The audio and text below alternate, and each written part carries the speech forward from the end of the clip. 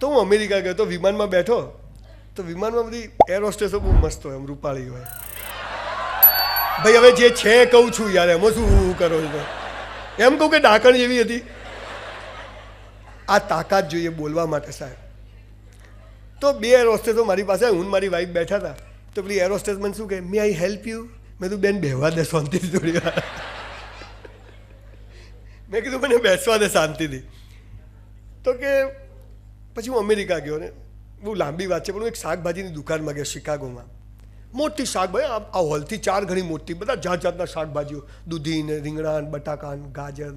તો મેં એક કેળાની, મોટા કેળા પડ્યા હતા, બનાના ખાઈએ ને આપણે, તો બધા બનાના ઉપર એક એક બનાના સિંગલ હોય અને આમ તીર દોરેલું, આમ એરો ઉપર લખેલું ઓપન ફ્રોમ ધીસ સાઈડ.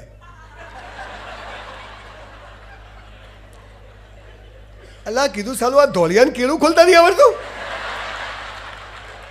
અને આપણે તો અહીંયા વરાછા માલ્યું હોય તો છાલ હાથે ખાઈ જઈએ, કાંઈ યા ચાલશે તો બધા. તો હું તો ટેન્શનમાં આવી ગયો. મેં સાલો કોઈક લોચો લાગે છે. એટલે હું પાછું દેખ્યું કે બનાના જ લખી બધું છે, તો બનાના જ. હું ત્યાં ગયો તો કાઉન્ટર પર, ત્યાં પાછા એક રૂપાળા બેન બેઠેલા મસ્ત. ત્યાં હાલા લોકો બહુ સારા હોય દેખાવમાં, જોડે જાઓ ગંધ માર્યો. ડુંગળા દૂરથી રળિયા હમણાં, આ કહેવત એમાંથી આવી છે આપણે. પછી હું પેલા બહેન મેં કીધું why there is a sticker on every banana કે ઓપન ફ્રોમ ધીસ સાઈડ. મને કે યુ ડોન્ટ નો. મેં તો I don't know. Listen gentleman carefully, in America there must be instruction on everything and we Americans follow all the instructions. મેં કીધું we Indian never follow any instruction. બહાર બધા જે થવું હતા. એ અહીંથી ગાડી નહીં લેવાની, લઈ લે તું, હું છે ભાઈ તારે છે. એ અવાજ નહીં તું. અરે પાછું સ્પેશિયલ ભાઈ, પાછળ નહીં જોવાનું. સાલું ના પાડે એ કરવામાં નંબર 1 એટલે ભારતીયો. સાહેબ બહુ શરમ સાથે કહેવું પડે છે, દુબઈ સિંગાપુરના એરપોર્ટ પર આપણે જ લોકો કચરો ખિસ્સામાં મૂકીએ અને અહીંયા ભારતમાં ઉતર્યા નથી કે દે ઠોક. નરેન્દ્રભાઈના બાપા કે તોય ફેંકું, શું છે તારે? We are the most indiscipline people in this world સાહેબ, બહુ શરમ સાથે કહેવું પડે. And that is why we are not happy. આપણે એક પણ સૂચનાઓનું પાલન કરતા નથી જીવનમાં. કેમ કે આપણે આપણી જાતને વફાદાર નથી, સમાજને વફાદાર નથી, ભગવાન આપણે કોઈને વફાદાર નથી, અને એટલે દિવેલ પીધેલા તો ફરવાના છે. આપણા જીવનમાં સાહેબ કરોડો રૂપિયા આવી જશે, પણ તમારા ચહેરા પર સ્માઇલ નહીં આવે. હું જોઉં છું હસબન્ડ વાઈફના લગ્ન થાય ને, એટલે પેલો ફોટોગ્રાફર કે ભાઈ પાછો લે ને થોડું હસ, એટલે 5-10 સેકન્ડ હશે હો. અને એમાં જો આવી ગયો તો આવી ગયો. અચ્છા રિસેપ્શનના ફોટા તમે જોજો, 10-10 જણ ઊભા હોય ને,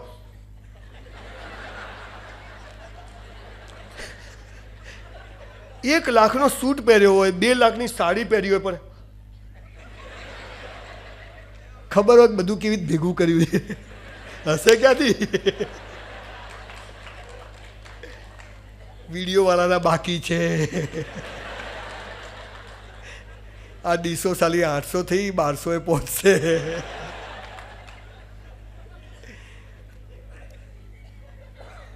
સાહેબ જ્યારે ખાલી થઈને જીવીએ છીએ ને, જ્યારે ઈશ્વરે જ્યો હૈ સો હૈ, મેરા હૈ સો જાવે નહીં, જો જાવે સો. સાહેબ ઈશ્વરે આપણને સુખ અને દુઃખ 50-50% લઈને અહીંયા જન્મ આપ્યો છે. કરોડપતિને કરોડ રૂપિયાનું સુખ દુઃખ, ભિખારીને રૂપિયાનું સુખ ને દુઃખ. એટલે આપણે, અને પાછું એટલું જ લઈને જવાનું છે, તો જ ભગવાનને જ બેલેન્સ છે ને માસ્ટર કોમ્પ્યુટરમાં. પણ આપણે શું ધંધા ચાલુ કર્યા? સુખ વધારી દો, એટલે ભગવાન શું કરે? દુઃખ બી વધારી દે. એટલે હોશિયાર લોકોએ શું કર્યું? તો સુખ ઘટાડી દો, દુઃખ ઘટાડી દો, એટલે ભગવાન શું કરે? સુખ બી ઘટાડી દે. ચાલો લોચો. તો કરવું શું? બંનેનો સ્વીકાર. સુખ હોય તો સુખનો સ્વીકાર, દુઃખ હોય તો દુઃખનો સ્વીકાર.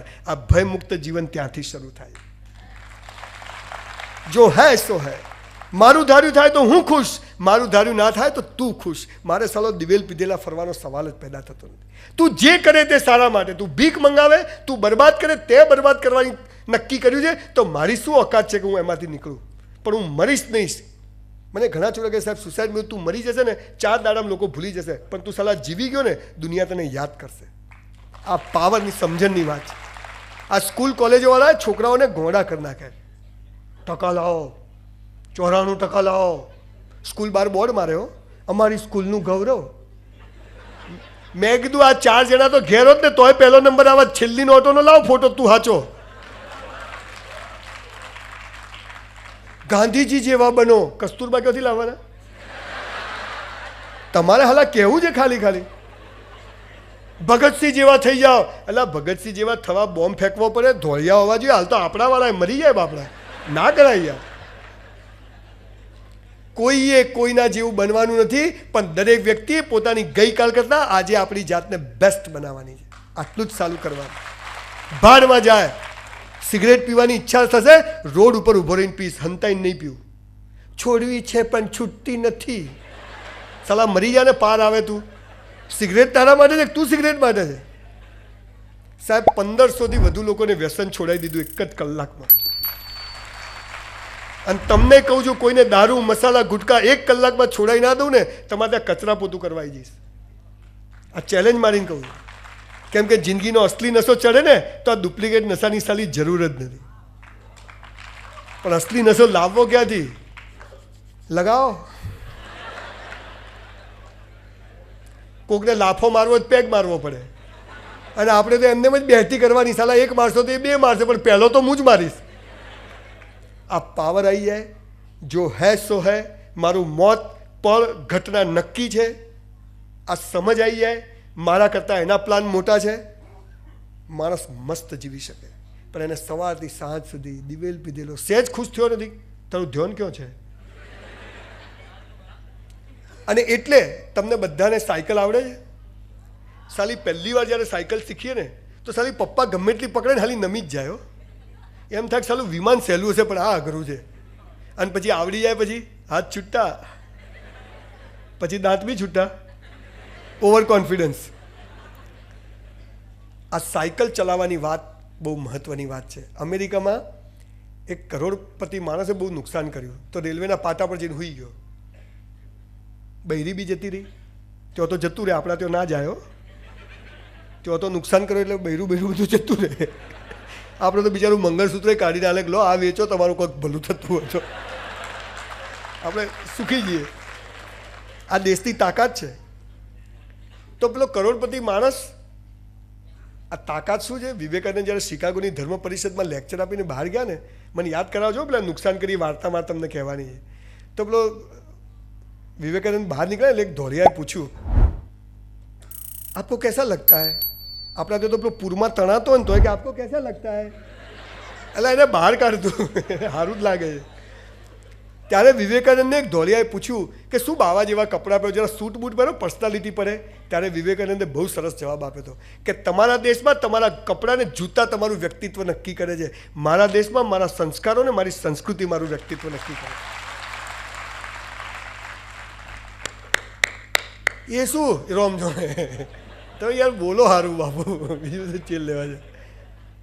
પેલા કરોડો રૂપિયાનું નુકસાન, 10 કરોડનું નુકસાન થયું, પાટા પર જઈને સૂઈ ગયો. ટ્રેન સામેથી આવે ને એવામાં અમેરિકાનો એક કરોડપતિ માણસ, સફેદ કપડાં, બૂટ, વ્હાઇટ કપડાં, રોક ફેલર જેવો એક માણસ ત્યાંથી આવ્યો.